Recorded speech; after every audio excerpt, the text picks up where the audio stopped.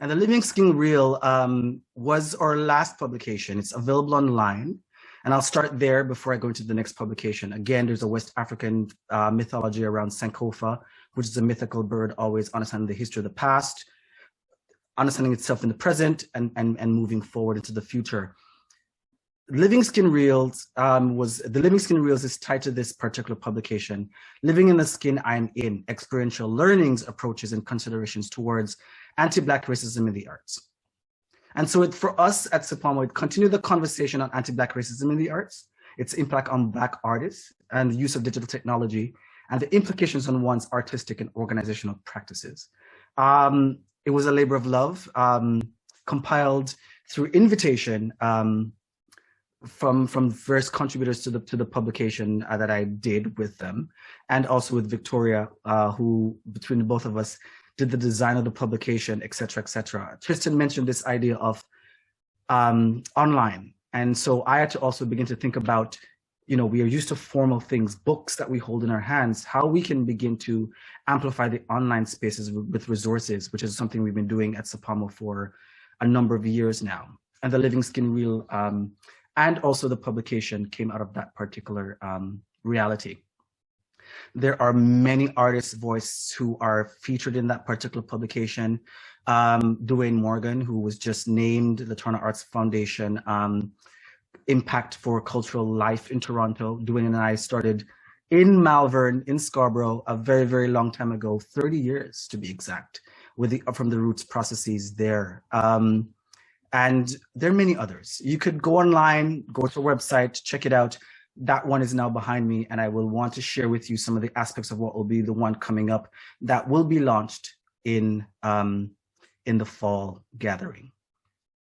So in continuing those particular conversations, it was literally a conversation we had at the last gathering in the fall, primarily in a conversation with one of the panels that was led by Sedina Fiati. We began to think about this idea of how do we begin to envision a different Canadian culture? So what is the Canadian cultural transformation as required? And we know that at the root of everything, the artists are at the center of this particular revisioning.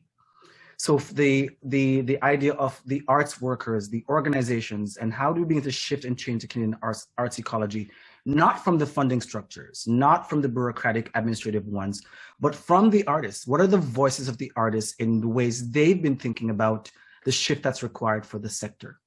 And so we're going to be doing an anthology of visioning Canadian cultural transformation and thoughts from artists, arts workers, organizations in the Canadian arts ecology.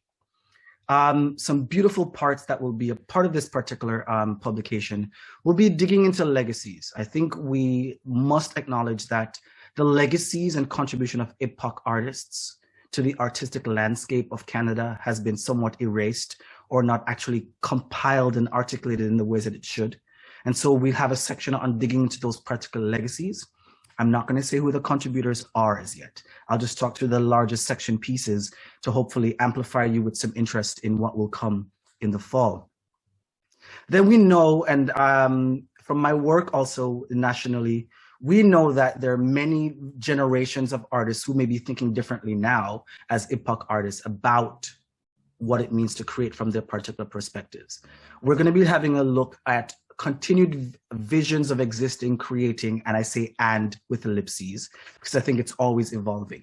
And here we're going to be inviting particular persons who are now either not necessarily established, but mid-career, emerging artists, artists doing work across the country around this idea of how are they presenting differently?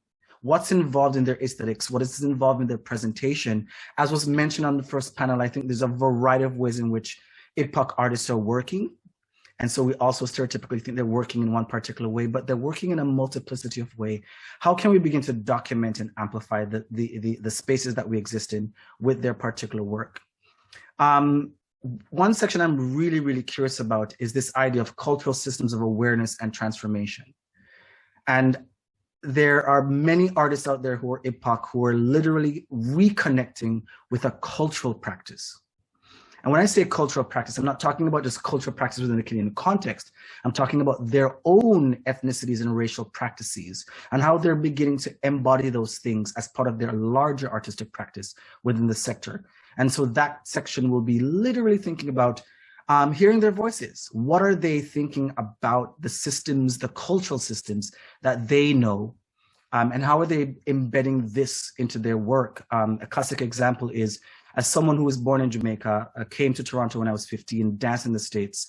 I, in my codification of a dance technique, have been looking back. I've been looking back at the African diaspora and some of the movement structures involved in that. And how can I begin to codify a technique that is diverse for diverse artists, but is rooted in the African diasporic language and lineage. And so how can that begin to transform also training practices, the ways in which we're looking at training dancers, or what exactly is the multi-arts perspective in which the African diaspora has been working, that is not siloed into dances over here, arts is over here, performing arts here, theater here, music here, but actually is an amalgam of all those particular things.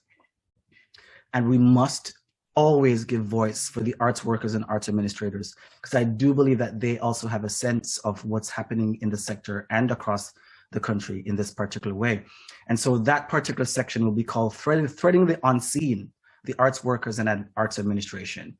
So I do believe that the work of arts administrators sometimes go unheard, undocumented. And it's going to be a section where we're going to be inviting arts workers and those working arts administration to begin to talk about historically what they're noticing in the sector and how also working in the sector has impacted them as arts workers and administrators.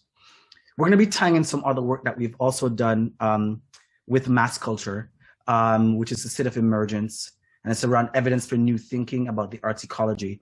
Over the course of last year, we had 3 sessions over the course of the year in partnership with Mass Culture. And for us at SUPAMO, partnerships are really, really key and important. And so we're going to be looking at the many ways in which that particular work is amplified in this particular publication as well. It will be led out in that particular section by a work that is circulating right now in the sector by Shannon Litzenberger, which is Why Do We Need Artists Right Now? And if that work is available on our website and is also published and in some other spaces as well. And to end, we always end with resources. So the last part of the anthology will have a whole bunch of resources, hopefully some that has been presented in the first panel discussion and also from other persons' websites. Other organizations' websites will be featured in the annotated bibliography section of the anthology. And that's pretty much a glimpse into the work that we're going to be doing for that particular anthology that will be coming out in the fall.